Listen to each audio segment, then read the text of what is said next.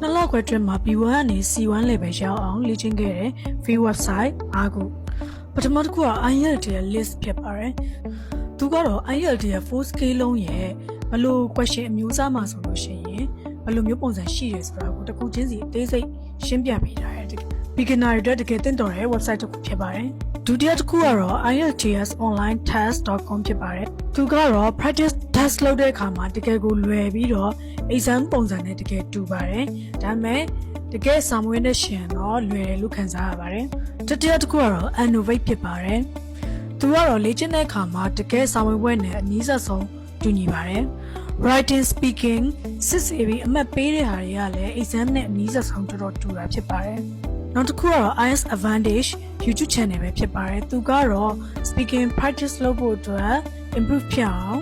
လေ့လာဖို့အတွက်အကောင်းဆုံး YouTube channel ဖြစ်ပါတယ်နောက်ဆုံးတစ်ခုက ChatGPT ပါသူ့ရဲ့ diary live လိုမျိုးစကားပြောလို့ရတဲ့ရှီကနေပြီးတော့ speaking practice လုပ်တာပါအရန်ကိုလွယ်ပြီးတော့လုပ်ရတာလည်းအရန် user friendly ဖြစ်ပါတယ်ဒီ၅မျိုးတွေကဘယ်တစ်မျိုးနဲ့လေ့ကျင့်ဘူးလဲ comment မှာရေးပေးခဲ့လို့ရပါတယ်